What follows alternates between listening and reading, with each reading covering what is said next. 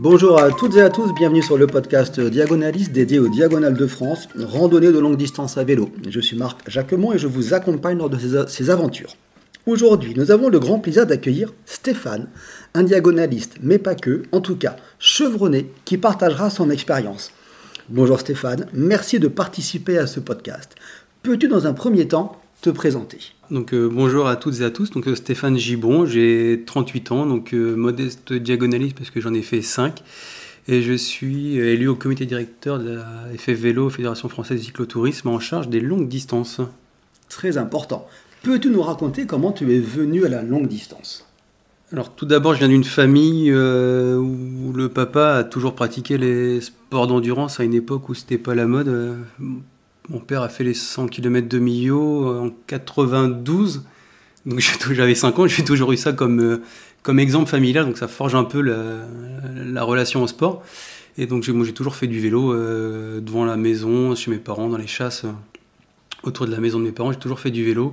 J'ai intégré l'école cyclo du village en 1998, donc je devais avoir 11 ans. Et on faisait du VTT, on faisait des randos VTT, on essayait toujours d'allonger la distance des parcours.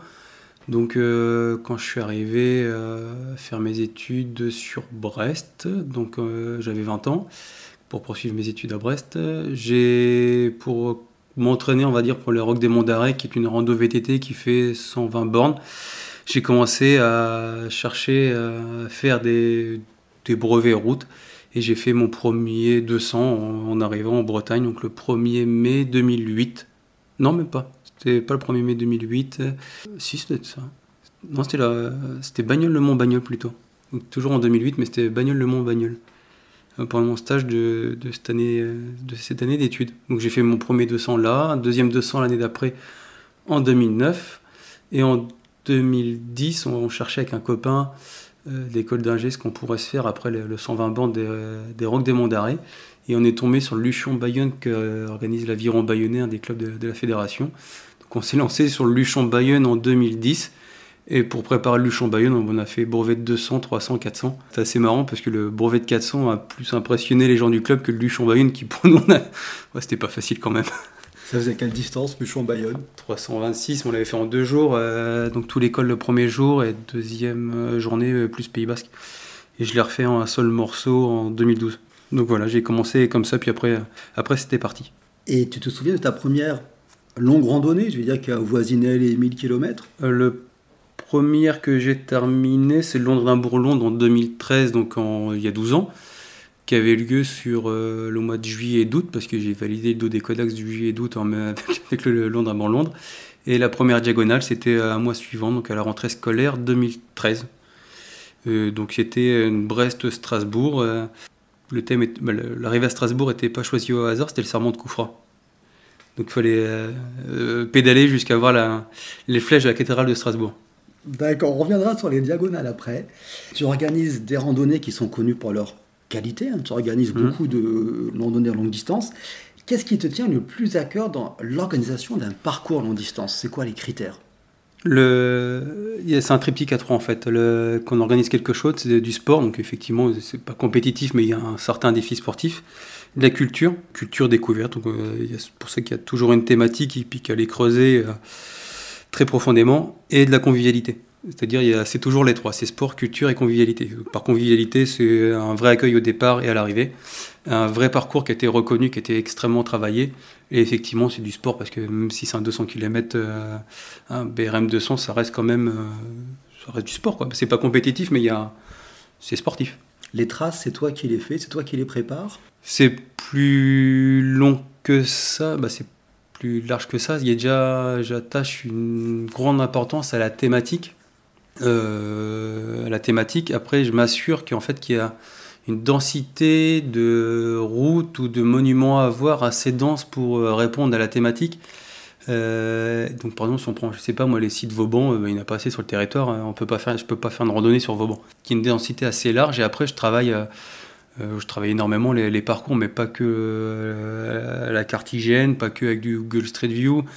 Énormément de lectures entre guillemets utiles, diverses et variées, feuilletage de pages Wikipédia en pagaille. Il y a un gros boulot de recherche en amont avant de tracer vraiment sur la carte, de passer là ou là, de recherche de sites assez important. Si on prend, je sais pas moi, il y a 2 traversées, surtout celle par exemple qui était sur le vin, j'ai eu beaucoup de mal à trouver le point de départ parce que je cherchais une densité qui était la plus forte possible. Et une fois que la randonnée s'est déroulée, bon, effectivement, c'était le meilleur choix de partir par exemple de Perpignan. Mais j'ai travaillé un départ de Nantes, un départ de Bordeaux, en allant voir la Champagne. Moi, j'ai travaillé pas mal d'éventualités différentes et au final, il y en a une qui s'impose. Mais ouais, il y a un énorme boulot qui s'étale sur différentes années. Là, j'ai, entre guillemets, un plan de charge pour les 4 ou 5 ans à venir. Mais tu arrives à quantifier le temps passé pour préparer une Vino Veritas, par exemple? Les traversées en général, c'est tous les jours. Okay. Sur la vision à pluriannuelle, c'est tous les jours. Est-ce que tu as des retours des participants qui te touchent particulièrement? Oui, clairement. Quand il y a un participant qui dit que c'est une randonnée qui a changé sa vie, oui, des retours des retours qui marquent, oui, bien sûr. Qui marquent, ou des gens qui expriment après avoir gagné de la confiance en eux, d'avoir changé leur regard sur diverses choses, ça marque. Celle qui a le plus marqué les participants, c'était la réconciliation, entre guillemets, la première version qui est partie de Sainte-Mère-Église le 5 juin 2021, puis on arrive une semaine plus tard à Belfort. C'était celle où j'étais le moins sûr de moi parce qu'il y a toute une partie du territoire, c'est pas le plus glamour entre guillemets pour pratiquer le vélo, mais il y avait une telle densité de cimetières militaires ou de stèles intéressantes à voir, comme des tirailleurs sénégalais qui ont été fusillés parce que malheureusement ils étaient sénégalais. C'était c'est un petit monument, mais qui a marqué beaucoup de monde. Ouais. Est-ce qu'il y a une philosophie qui t'est propre sur l'organisation que tu cherches à transmettre dans tes brevets? Oui, c'est le triptyque, le triptyque sport, culture, convivialité. Niveau sportif, ça peut aller d'un 200 à n'importe quelle distance. On a déjà été jusqu'à 2500 dans des clubs de la fédération, c'est pas un souci. Niveau le sportif, mais qu'on reste sur un parcours avec une thématique, c'est très important. On peut en trouver dans toutes les régions de France des thématiques qui se prêtent à notre terroir. Et la convivialité, je compare un peu je cuisine très mal, mais j'aime bien manger. Et organiser une rando vélo, c'est un peu comme un repas, quoi. On accueille bien les gens, on mange bien, et puis là, on fait avec les ingrédients et ce qu'on sait faire, quoi. De chaque territoire du pays, suivant le terroir sur lequel on habite, on peut organiser une randonnée. Ça sera pas la plus dure ni la plus belle, mais avec une thématique, avec une belle thématique, et qu'on l'accueille et le tracé est bien travaillé, normalement, ça n'est que des bons retours. Donc là, tu parles de randonnée que tu organises. Je reviens aux diagonales. Ta première, c'était Brest-Strasbourg en 2013. Oui. Tu t'en souviens? Oui, parfaitement. C'était à la rentrée scolaire. Je travaillais déjà à l'époque, mais je me souviens de la rentrée scolaire parce que je me suis arrêté dans un bar PMU à Baccarat. Et il y avait une gamine qui avait loupé la deuxième journée de rentrée scolaire parce que c'était compliqué. Maman n'avait pas réussi à se lever le matin, quoi. Donc j'ai retrouvé la gamine au bar PMU avec maman qui avait réussi à se réveiller pour aller boire un café avec les copines. Mais il était 9h30 du matin, donc je me souviens absolument que c'était la rentrée scolaire pour ça. Oui, je comprends bien. Baccarat ou Raon-l'Étape, une des deux communes, je ne sais plus laquelle. Avant de traverser le Vache. Oui, bien sûr, les 4 premières, oui. Ok. Et alors, qu'est-ce qui, selon toi, par rapport à tout ce que tu viens de dire, distingue une diagonale d'une autre randonnée longue distance? Une diagonale, c'est l'autonomie de A à Z. On peut partir sur... j'ai fait des randos organisés que j'ai passé tout le long tout seul, mais par contre, je n'ai pas tracé le parcours. Le parcours est fait par l'ordinateur. Et une diagonale, on te donne le point de départ et point d'arrivée, et tout ce qui est entre deux, tu es autonome, que ce soit le transport pour y aller, que ce soit le traçage du parcours, les hébergements, tout. Donc toute la phase amont, tu es autonome. Il n'y a pas de dortoir sur la route. Pendant la randonnée, à part si tu pars à plusieurs, mais tu peux partir tout seul, même si tu pars en groupe, tu es pleinement autonome. Tu ne vas pas appeler quelqu'un qui va venir t'aider. Tu as le moindre aléa, faut que tu te débrouilles. Ouais, c'est l'autonomie complète. Autonomie complète. Qui, pour certains, est compliquée et pour d'autres, ne pose pas plus de difficultés que de participer à une randonnée lambda parce qu'ils ont un fort degré d'autonomie. Par rapport à ça, si tu devais expliquer à quelqu'un ce que vit un diagonaliste, tu dirais quoi? C'est une aventure avec des problèmes à continuer à la résoudre, mais moi, ce que j'aime bien, par exemple, dans les diagonales, les randos de longue distance, c'est de se rendre compte de la géographie et de l'état social du pays. On traverse tellement en plus des paysages, mais voilà, on se rend compte de la diversité, pas que paysagère du pays, hein, en termes de niveau de vie, en termes de type d'emploi. On se rend compte des fois que ce sont des régions industrielles ou qu'il y a beaucoup d'axes routiers, donc les gens ils se déplacent beaucoup pour aller travailler. Quand on traverse le pays à vélo, une diagonale, on traverse forcément la diversité de paysages, et pas que de paysages, et de territoires, de territoires, est assez intéressant. Moi, je dois avouer que j'aime beaucoup à vélo, les grandes traversées comme ça en vélo, c'est de se rendre compte de la diversité socio-culturelle entre guillemets du pays, quoi. Même si on reste majoritairement en zone rurale, mais même dans les zones rurales et périurbaines, on se rend compte qu'il y a des grosses disparités entre les régions où on voit que ça a du mal à vivre et puis où ça prospère bien. On le voit assez facilement. Même quand on s'arrête dans un bar, on voit parfaitement les différences. Tu vis le pays. Oui, on vit le pays complètement, ouais. Ça, c'est peut-être la chose que j'apprécie le plus, ouais, sur le vélo. Donc quand on parle de longue distance, c'est vrai que traverser la France en 3-4 jours, c'est un concentré de comprendre le pays que tu traverses. Tu fais partie de la commission longue distance, tu l'as annoncé dans ta présentation. Quel est ton rôle précis par rapport à ça? Déjà, la commission, je l'ai créée quand j'ai été élu au comité directeur de la fédération fin 2020. Et donc l'idée, c'était d'accompagner le développement de nos longues distances. On se rend compte que, c'est une pratique qui est à la mode depuis que, on va dire que les urbains qui ont pris l'habitude d'aller au travail en vélo ont accepté ça comme pratique sportive. Donc il y a beaucoup de nouveaux pratiquants. Il y a différentes organisations de longue distance qui sont mises sur le marché entre guillemets pour répondre à cette demande, beaucoup d'acteurs marchands, et l'idée était de faire monter en qualité nos randos qui ont toujours existé pour accompagner le mouvement, et nous aussi attirer des gens dans nos manifestations et dans nos associations pour que perdure le monde associatif, parce qu'on ne peut pas se satisfaire d'une pratique sportive qui réponde qu'au monde marchand. Ça exclurait trop de monde. D'accord, et justement, quels sont les gros chantiers ou les évolutions en cours pour faire évoluer cette longue distance offerte par la fédération? Donc la fédération en elle-même, elle n'organise rien, c'est toujours les clubs qui organisent. Là, quand je parle de ce que j'organise, c'est au titre du cycloclub Montebourg Saint-Germain-de-Tournebu dans la Manche, dans le Cotentin.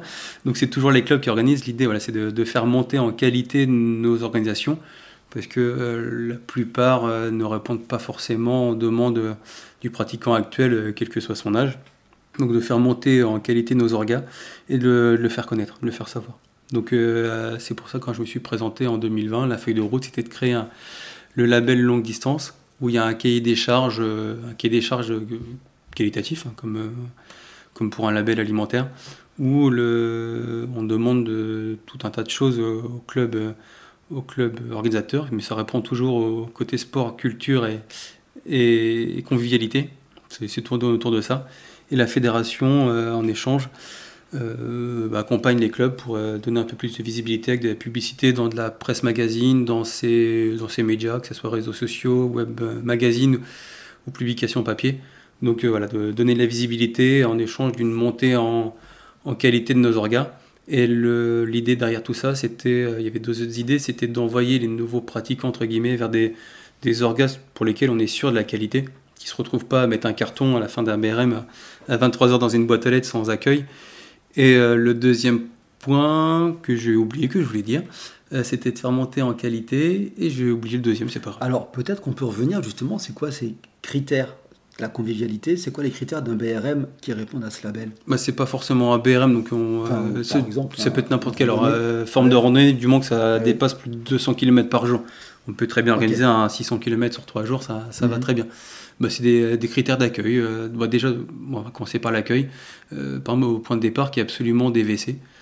Effectivement, les hommes, ça s'arrête facilement au bord d'un champ sur une route. Les dames, un peu plus compliqué. Donc, absolument des WC. Et puis, un accueil simple mais convivial. Donc, ça peut être un point café avec des brioches. Le départ, les gens, ils traînent pas. Donc, du moment qu'il y a des boissons chaudes au départ pour que les gens, ça délie un peu les langues, ça pose pas de problème. Mais à l'arrivée, qu'il y a un vrai accueil avec On peut le dire, ça va de la collation améliorée jusqu'à un vrai repas. Nous, au club, on fait barbecue, on fait des gaufres, on fait des croque-monsieur, suivant l'orga. On a déjà fait des crêpes salées.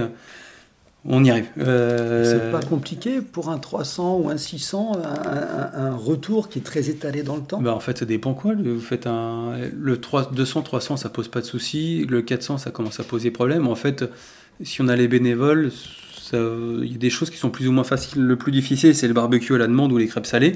Le plus simple, c'est un croque-monsieur. C'est facile à faire un croque-monsieur.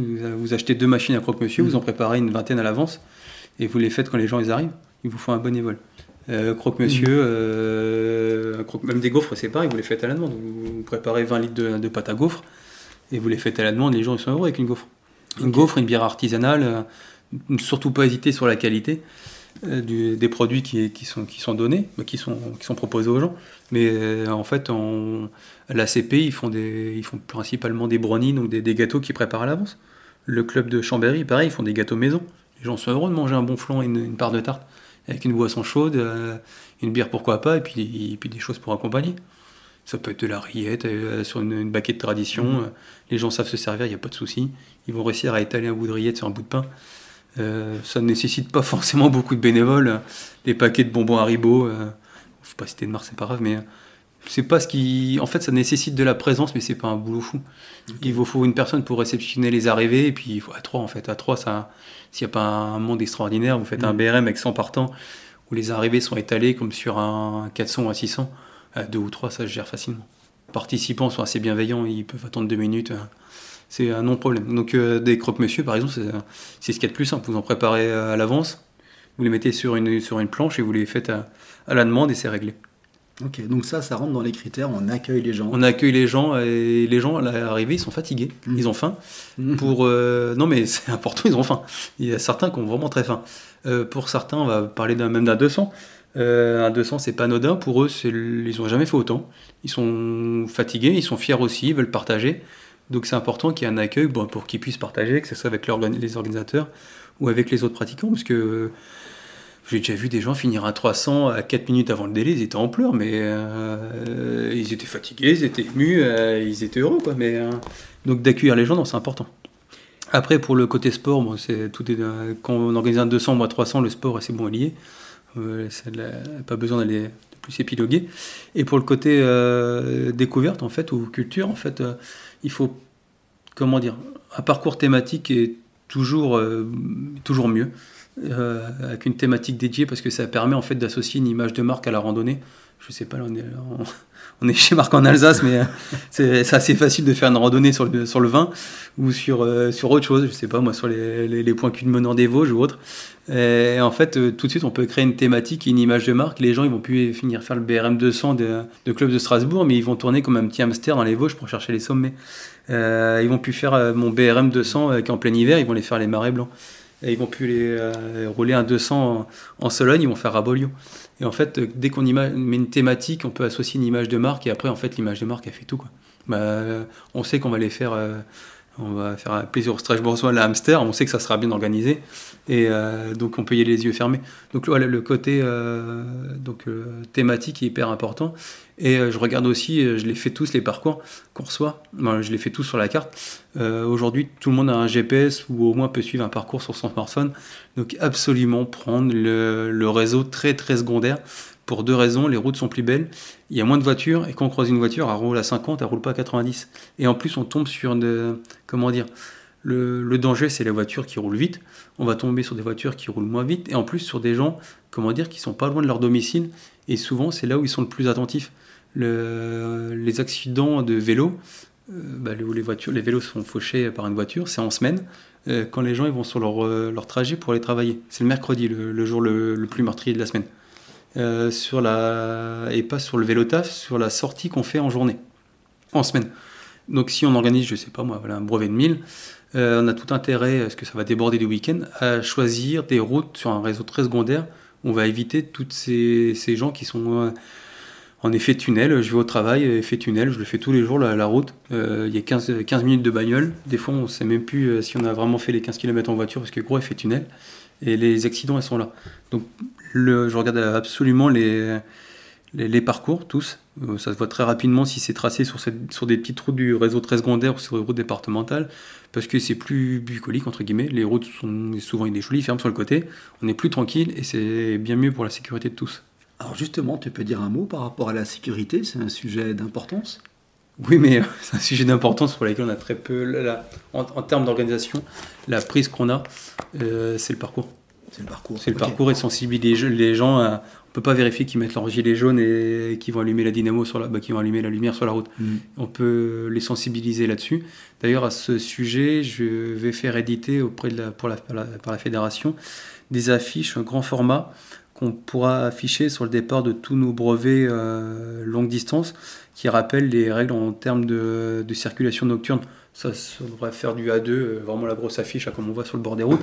Mais voilà, avec quelqu'un qui porte un gilet jaune, qui a son éclairage, et des catadiopes, mais un peu modernes, pas les vieux catadiopes qu'on met sur les roues, mais des choses, des stickers qu'on peut mettre sur les jantes, ou ce genre de choses. Donc voilà, de faire un visuel pour mettre au départ de chacune de nos randonnées pour le rappeler à tout le monde. Donc là, voilà, nous, en fait, c'est pas ni la fédération... aller consulter par le ministère de l'Intérieur pour la sécurité routière, on n'est pas décisionnaire, donc on n'a pas la main directement. La chose qu'on peut faire, c'est organiser des parcours qui sont safe et inciter les gens à respecter le code de la route. On n'est ni gendarme, on peut que les inciter à respecter le code de la route. Dans cette incitation, quand la mode prend le dessus sur la sécurité et que je roule habillé tout en noir, tu as un avis là-dessus? C'est une catastrophe, mais c'est pas possible. Par exemple, Decathlon fait un maillot jaune fluo qui est très bien à 45 € avec des 5 poches à l'arrière, ça fait le taf. Encore le noir, ça s'est un peu calmé. On revoit pas mal de.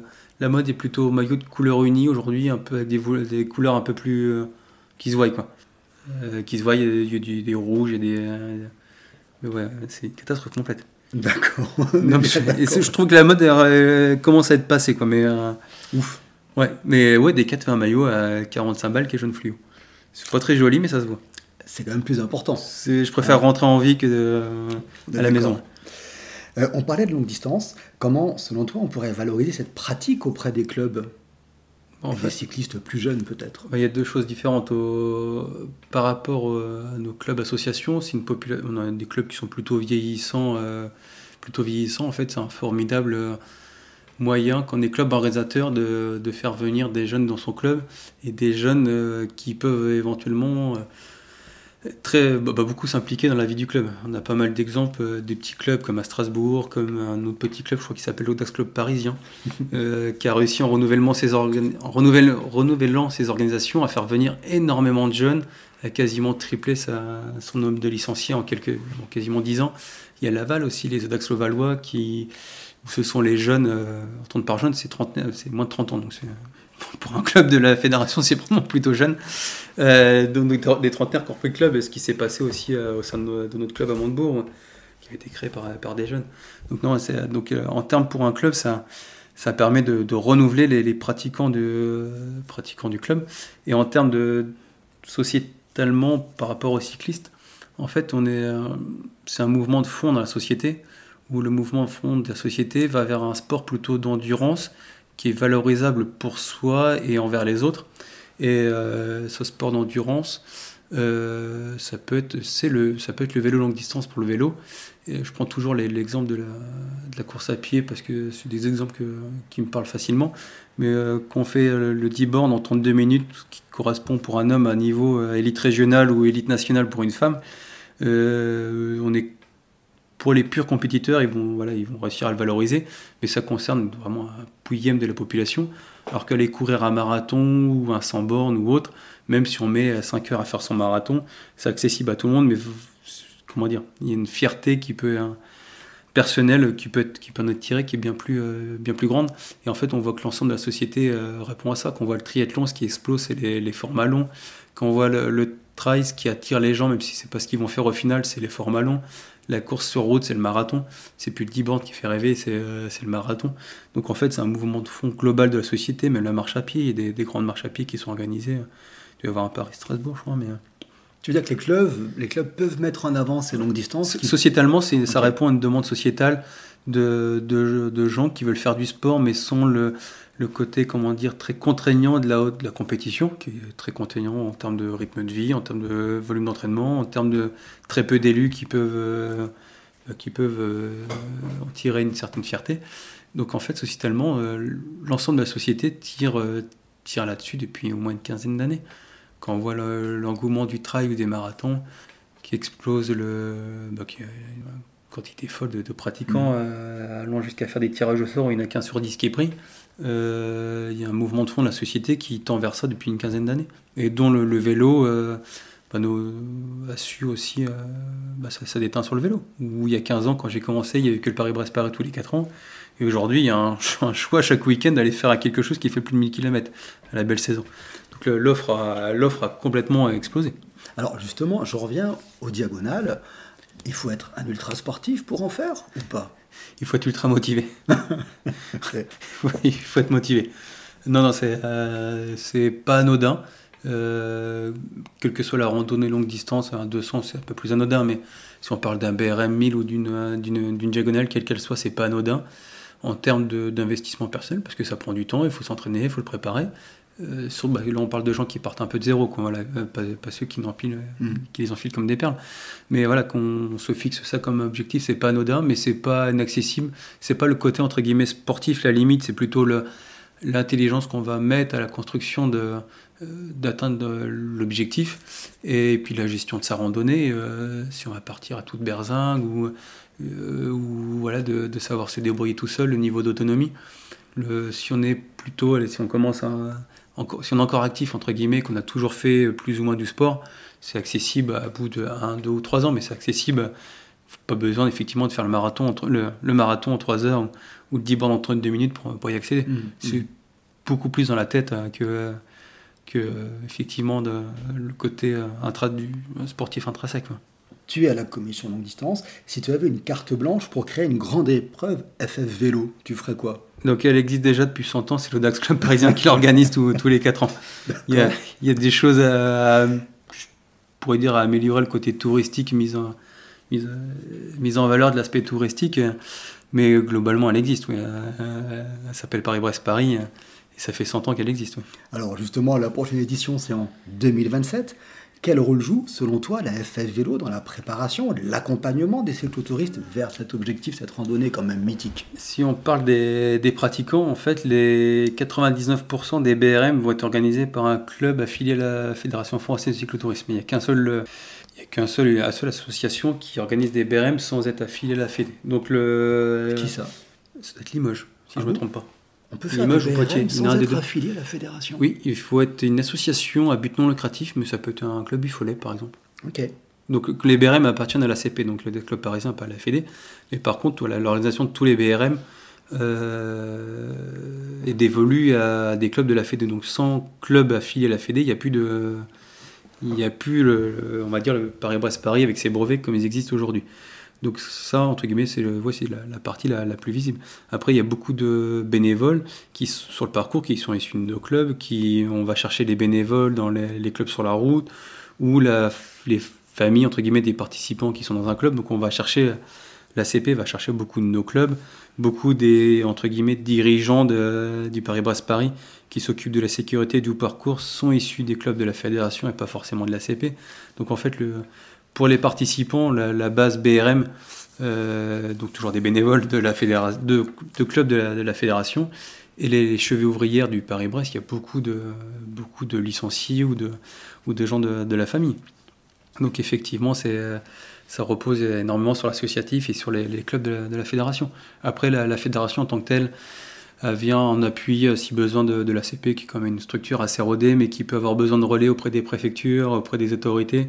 Quand on met un logo qui est reconnu par le ministère des Sports, ça peut aider pour un domaine national, ça peut aider pour certaines préfectures. Et voilà. Et ça peut aider aussi quand on est reconnu d'utilité publique. Voilà, ça. Il a le côté plutôt institutionnel.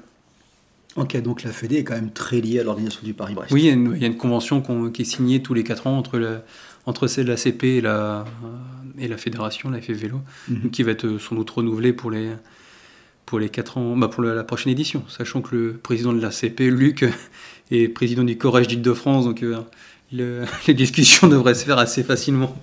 On parle de la FF Vélo. Depuis combien de temps il y a eu ce changement de nom entre FFCT et FF Vélo? Est-ce que ce changement a été facile à faire accepter par les adhérents?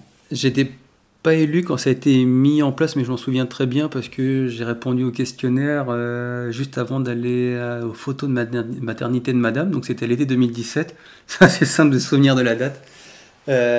Donc c'était à l'été 2017, ça marche très bien auprès de 90% des gens.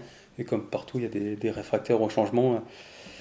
Des réfractaires au changement, mais c'est un nom qui parle à tout le monde. Le vélo, tout le monde sait ce que c'est, que ça soit un néo-pratiquant ou un plus chevronné, on sait qu'aller faire du vélo, ça allait se balader, quelle que soit sa forme, que ça soit du vélo balade ou un peu plus sportif comme nos BRM ou rando longue distance. Mais pour tout le monde, ça c'est faire du vélo, donc c'est plutôt bien joué. Ça traduit, tu veux dire que c'est même très bien joué. Autant avec un club de la FF Vélo, me faire de la petite randonnée tranquillement, que faire de la très longue distance. Quand on parle avec ses enfants d'aller faire du vélo, c'est la sortie familiale de 20 km où on va s'arrêter, acheter une pâtisserie sur la route. Et ça correspond autant à un voyage à vélo ou une diagonale, on dit qu'on va faire du vélo. On fait du sport, on fait du vélo. Voilà, on ne dit pas qu'on va aller faire du cyclisme, on dit qu'on va aller faire du vélo. Donc c'est un nom qui est quand même bien trouvé parce que ça répond à toutes nos pratiques au sein de la fédération et ça parle au grand public. Donc c'est quand même un nom qui est très bien trouvé. Quel message aimerais-tu transmettre à ceux qui hésitent à se lancer dans la longue distance, même faire un 200 ou faire un 300 ou aller plus loin? Quel message t'aimerais leur dire? C'est assez simple, il y a deux solutions, soit d'aller rejoindre un club qui organise des BRM, parce que souvent c'est comme ceux qui sont le plus chevronnés et où ils ont des gens chevronnés à l'intérieur. Au sein du club, ils ont forcément des gens qui ont fait 5 Paris-Brest, des diagonales, ou qui empilent les BRM comme des perles. Donc en termes de conseils, c'est vraiment, c'est comme ce qui se fait le mieux, si on a la chance d'avoir un club qui organise à côté de chez soi, d'aller rouler avec eux. Et sinon, tout bonnement, d'aller prendre le calendrier sur le site de la fédération, sur le site de la CP, sur le site de la Fédé, c'est véloenfrance.fr, ou sur le site de l'Audax Club Parisien, il y a les calendriers des BRM ou des randos longue distance. Il suffit de filtrer sur la distance et d'aller s'inscrire à un 200 qui est facile. Et à un 200, de viser les anciens et de rouler avec les anciens. C'est toujours pareil, c'est ceux qui ont l'expérience qui ont empilé les diagonales ou les BRM. Je sais que j'ai eu la chance de commencer comme ça. Et heureusement, j'étais étudiant, deuxième année d'école d'ingé, première année d'école d'ingé, où on était les deux petits jeunes qui avaient 22 ans qui se pointaient au départ d'un BRM. Et on a été chaperonnés par le club de Montauban de Bretagne, qui nous emmenait avec eux. On a fait toute l'année 2010 les BRM 200, 300 et j'ai fait le 400 avec eux. Ils nous ont choisi, ils nous ont appris plein de choses. Et après c'était parti, quoi. Mais effectivement, c'est ce qui nous a permis de ne pas faire de bêtises, de partir doucement, de toujours avoir à manger sur nous, de s'orienter, de rouler en groupe. Ouais, c'est une bonne école quand même d'aller viser ceux qui ont l'expérience. Donc d'aller soit rejoindre un club parce qu'il y a des gens d'expérience, ou d'aller au départ d'un BRM et de viser de discuter au départ, de voir ceux qui ont l'expérience et de partir avec eux, quoi. Et ceux qui vont pas partir vite surtout. Parce qu'effectivement on peut suivre 100 km mais à leur tour ça peut être compliqué. Et tu veux dire que si je veux voir un club avec la pédagogie, je fais un BRM avec eux de 200, j'y arrive, ça peut m'engager à faire un 300 et à prendre confiance en moi et aller plus loin après. Je sais que c'est comme ça que j'ai commencé. J'ai fait mon premier 200, j'étais en licence, je m'en souviens. C'était compliqué, j'avais pas fait de vélo de l'année, pas de sport. Heureusement qu'il y avait une charmante jeune femme dans le groupe pour que j'essaie de m'accrocher à la charmante jeune femme. Ça n'a pas été plus loin. Mais voilà, heureusement qu'il y avait la charmante jeune femme dans le groupe. L'année d'après, je me suis inscrit j'ai changé de ville, école d'ingé à Lorient. Je me suis inscrit à l'Armor Plage, le cyclo, parce que j'habitais à l'Armor Plage. Pareil, c'était des crèmes avec moi, c'était gentil comme tout. J'ai roulé avec eux tous les dimanches, on faisait 100 bandes tous les dimanches. Donc le 200 du 1er mai à Matignon n'a posé aucun souci. Et c'est l'année d'après où on a vraiment commencé à préparer le Luchon-Bayonne. On a fait des 200, c'était déjà beaucoup plus facile parce que c'est la 3e année que je faisais un 200, au moins une fois dans l'année, mais on a pu en enquiller quelques-uns, puis très vite on a fait le 300, puis le 300 ça passe, on va essayer le 400, puis après on n'a plus le temps de faire autre chose, mais voilà, c'était parti, et puis une fois qu'on a fait le 400, on va essayer Paris l'année prochaine quand même. C'était parti, quoi. Ok, donc là les clubs ont vraiment un rôle à jouer qui est fondamental. Pour accompagner les clubs, surtout dans les villes moyennes, de province où c'est pas possible entre guillemets on ne trouve pas une population assez importante pour créer une section longue distance ou des groupes sauvages, entre guillemets. Les villes moyennes, le club reste le meilleur moyen pour progresser. Tu indiquais un peu avant que la longue distance avait le vent en poupe depuis quelques années. Tu situes ça à combien de temps à peu près? Si on parle des activités à Montebourg dans le Cotentin, donc un peu excentré de Paris, on a vu la vague arriver pour notre brevet de 600 km du 14 juillet 2018, un week-end de finale de Coupe du Monde. Donc les participants sont arrivés pour certains pendant la finale, la fin du 600. C'est là qu'on a vu la première fois la typologie du pratiquant changer à Montebourg. Donc nous c'était 2018, donc ça a dû commencer deuxième partie des années 2010 en région parisienne vers 2015-2016. Donc c'est ceux qui sont mis au vélo pour aller au boulot qui se sont mis après pour faire du sport. Nous on l'a vu clairement des catégories socio-professionnelles qui n'étaient pas celles habituelles de notre brevet. Et aussi avec un esthétique vestimentaire qui n'était pas non plus l'habituel de nos brevets. Tu veux dire? C'est comme ça qu'on les a repérés. Non, mais ils étaient très très, très belles tenues. C'était très bien appareillés tous les deux. Alors, là, ça fait à peu près plus de 10 ans donc, qu'il y a cet engouement pour la longue distance, qui est de plus en plus affirmé quand même, avec des randonnées organisées par la fédération. Par des clubs de la fédération. Par des institutions plutôt, enfin des partenaires marchands, dont on parlait au début. Ce podcast existe depuis plus d'1 an et demi, donne la parole aux pratiquants de la longue distance et notamment aux diagonalistes. Quel regard portes-tu sur ces formes de récits qu'apportent les diagonalistes? On retrouve un peu la diversité qu'on peut avoir dans nos randos longue distance, avec une population qui a passé la quarantaine, qui est majoritairement masculine, comme ce qu'on retrouve que ce soit dans le secteur marchand ou pas d'ailleurs. C'est globalement la population qu'on retrouve.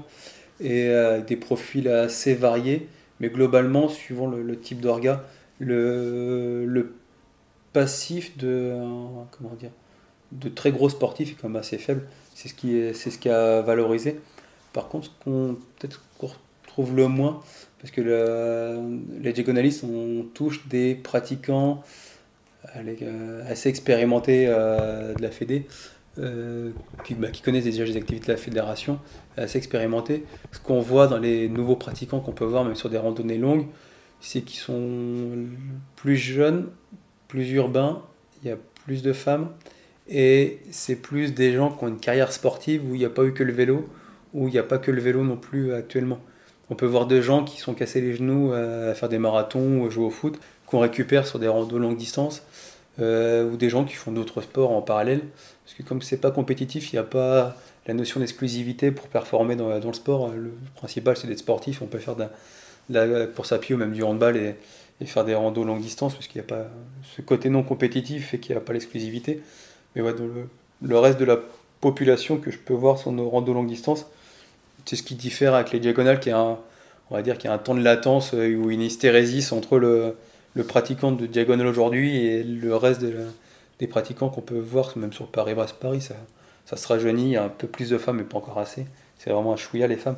Et oui, ça se rajeunit un peu, avec des gens un peu plus urbains. Alors, plus urbain, on voit clairement des évolutions dans le monde du vélo. Tu disais plus de femmes, plus urbain, etc.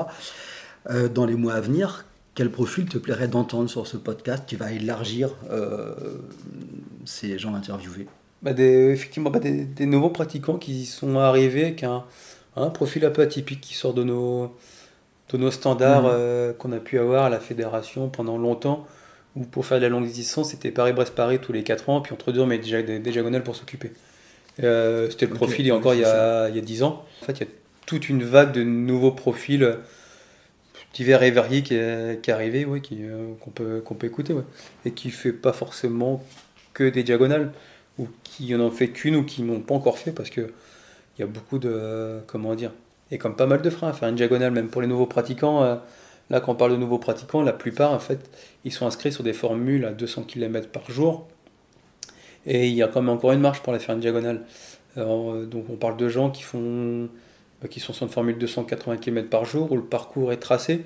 Il y a ces deux points-là qui sont pas... qui sont des freins pour passer à l'étape diagonale, qui est quand même, entre guillemets, une étape qui est une étape qui est au-dessus, quoi, que clairement il y a un step à passer pour certains qui est infranchissable, et puis certains qui ne posera pas de soucis. Puis après, il faut faire connaître les diagonales, qui est réservé aujourd'hui qu'aux licenciés de la Fédé. Ça va plus être le cas normalement à partir de l'année prochaine, mais il y a différents verrous à faire sauter. En termes, alors, je parlais par l'ouverture aux non-licenciés, et puis à faire en termes de, comment dire, de niveau entre guillemets, qu'on n'entend pas à la radio les deux doigts, mais en termes de niveau, c'est une diagonale, c'est plus difficile que d'aller faire un 1000 bornes en 5 jours.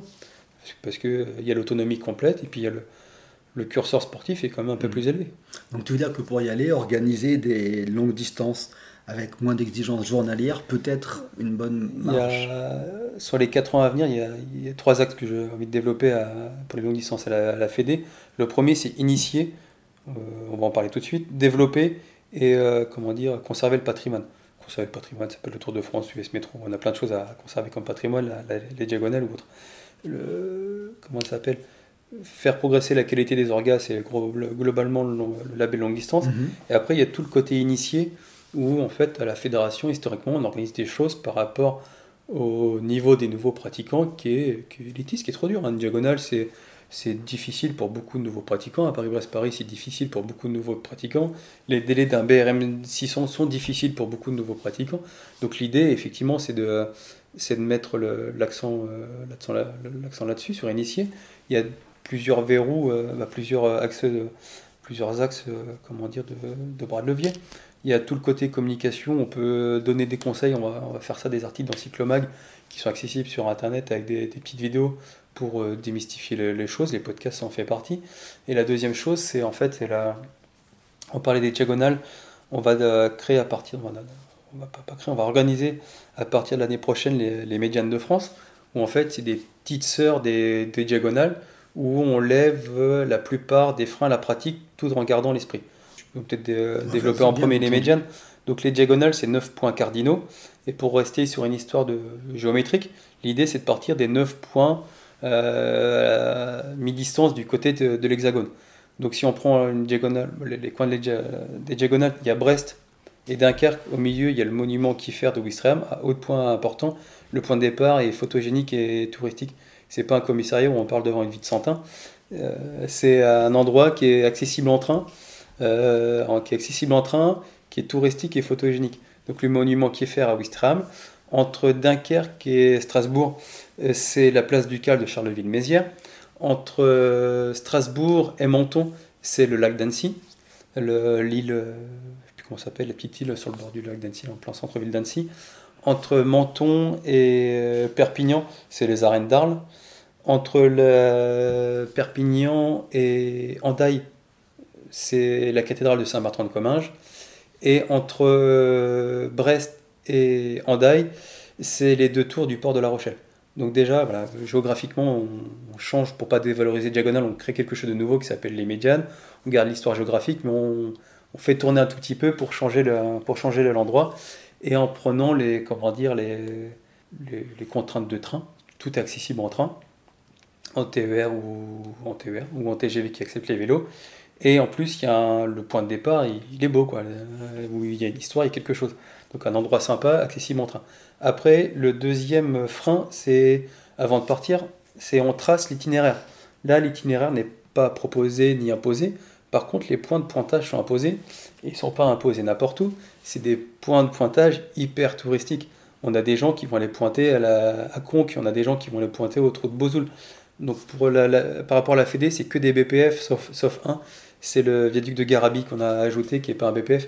Mais sinon, c'est que des beaux BPF photogéniques, où il n'y a pas besoin de poser son vélo pour profiter du BPF. Si on prend les troglodytes à Naour, dans la Somme, faut visiter le troglodyte, c'est pas évident sur une diagonale. La Vénarmand sur le Cosméjean, c'est pas facile non plus sur une diagonale. Par contre, tout ce qui est cathédrale ou autre, on peut en profiter de l'extérieur. Les ponts, le pont canal de Briard, c'est super, on va passer dessus. Donc déjà, là, pour aider les gens à tracer leur parcours, et des points de pointage qui sont imposés, des endroits hyper photogéniques où il y a des commerces. Un autre point qui freine les velléités sur des diagonales, ce sont les délais, qui sont quand même assez tendus à 280 km par jour. Là, on est plutôt sur un format eurodiagonal, où on a mis un format qui n'est pas en heure, mais en jour et en demi-journée.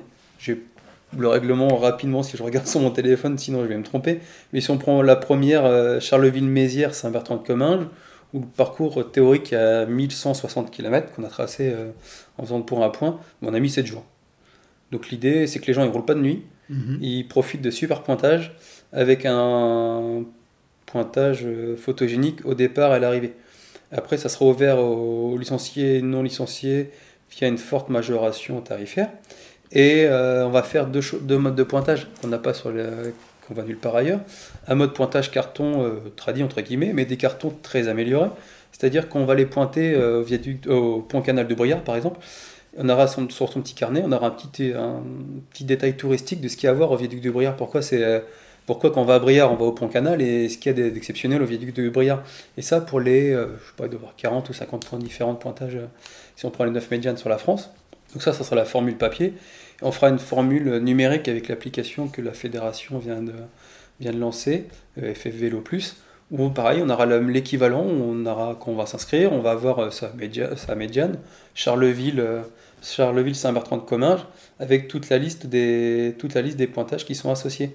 Si on prend Saint-Bertrand-de-Comminges, Charleville-Mézières, il y a Lille en Dodon, il y a Grenade, Montpezat en Quercy, Rocamadour, Argentat-sur-Dordogne, Saint-Georges de Niormont, Uriel, Sancerre, Briare, Provins et Varzy. Donc quand on va passer à Briare, on ira pointer. Et donc dans l'application numérique, quand on va arriver à Briare, il y a le petit détail touristique sur l'application qui va nous dire ah Briare, ce qui est sympa, c'est le point canal. Centre-ville, c'est pas fou. Je me suis arrêté cet été. Hein. Casse pas quatre pattes un canard. Par contre, le pont canal c'est quelque chose. Et ainsi de suite. Donc que ça soit en papier ou en numérique, il y aura le détail touristique et on pourra pointer soit via une photo avec l'application, soit avec un petit carnet à coup de tampon mode tradi ou un ticket de caisse. Donc les deux seront proposés parce que y a des gens qui n'aiment pas s'arrêter pour pointer, donc ils pourront faire du numérique. Puis ceux qui sont attachés au carnet qui sera beaucoup plus touristique que ce qui est proposé aujourd'hui, ils pourront y aller là-dessus. Donc ça, c'était le premier axe d'initier des nouveaux. Donc en fait, on garde l'esprit diagonal, l'autonomie, on trace un peu, mais pas trop. On se débrouille sur la route, il n'y a pas d'assistance. Bien sûr, assistance est interdite, hein, ça on ne déroge pas. Et donc voilà, on garde des freins, on lève des freins, mais on garde l'esprit. Et la deuxième chose d'initier les nouveaux pratiquants, c'est la plupart des randos longue distance de la Fédé, c'est souvent sous forme de BRM. Les BRM, à part le 200 et 300, tout ce qui est au-dessus, c'est un peu compliqué en termes de délai. Donc l'idée, c'est de proposer, via le brevet fédéral qu'on va sans doute renommer, et revoir les délais de manière assez globale, c'est de proposer en fait des BRM light, des BRM, donc des brevets où les gens seront contents, ils auront leur carnet validé à l'arrivée, avec un petit tampon. Et où faut qu'on incite les clubs à proposer donc là on parle plutôt pour les clubs qui réalisent à partir de 400-600 des BRM 1000, donc c'est quelques-uns dans l'année, mais ceux qui organisent un 400, 600 et un 1000 de le proposer en plus de jours. Le 600, on le propose au club en 3 jours, et ben, ça rencontre un public qui est très intéressé, parce que là pareil on parle de bonne journée de vélo, mais qui laisse le temps de s'arrêter, boire un coup, de visiter un truc, même un quart d'heure, de faire des photos. Il n'y a pas le côté chronomètre qui tourne, le tic-tac là, qui tourne en permanence. Ça peut faire des bonnes journées, on part à 6h, on arrive à 20h, mais voilà, on ne rogne pas sur le sommeil. Là, je parle d'un 600. Et voilà, on touche une population qui est plus diverse, qui est peut-être plus de nouveaux pratiquants, peut-être plus de femmes qui sont moins intéressées par le côté sportif, mais voilà, un peu moins dur. Et qui, en fait, si on s'y prend bien, nécessite pas plus de bénévoles. Si on prend un BRM 600, ce qui compte en bénévole, c'est l'arrivée. Donc on fait l'arrivée comme pour un BRM normal, donc dimanche après-midi.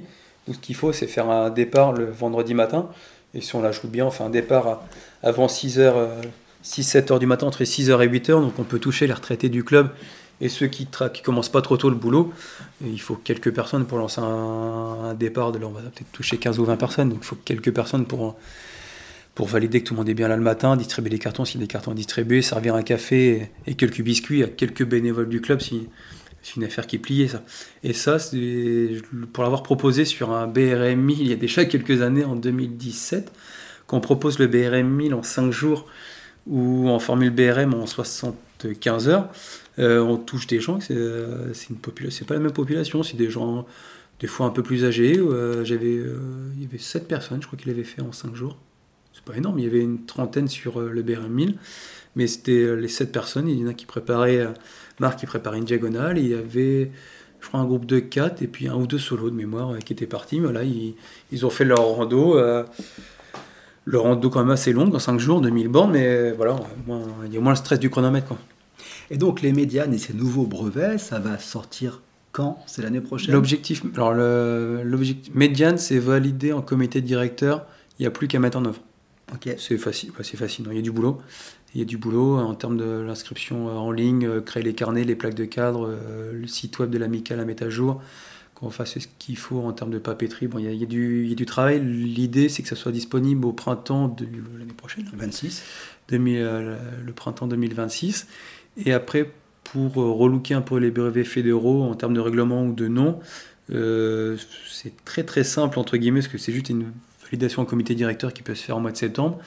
Et après, ça serait l'organisation d'un webinaire en ligne pour tous les clubs organisateurs de rando qui fait plus de 200 km, avec une newsletter associée en expliquant les vertus à organiser ça, et puis les freins en fait qui sont pas si forts que ça. C'est qu'un départ en plus organisé, surtout pas une arrivée en plus. C'est ce qui est le plus lourd en termes de bénévoles. Et j'ai déjà commencé à tanner quelques clubs pour faire ça, surtout ceux qui organisent des choses autour de 1000 km, parce que c'est là où il y a la plus grosse plus-value organisée de départ, et où en plus le retour entre guillemets sur investissement en termes de personnes intéressées est très fort. Entre faire un BRM 1000 ou 1200, on va prendre le 1200, c'est un randonneur mondial, c'est pas un BRM, c'est pareil, en 90 heures ou en 6 jours, c'est plus du tout la même population.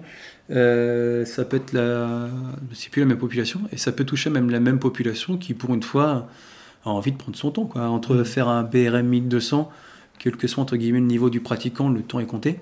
Parce que même pour quelqu'un qui roule très bien, il va vouloir pas perdre trop de temps en route pour bien dormir, ou rentrer une journée plus tôt parce qu'il y a la communion du petit, ou un impératif X ou Y.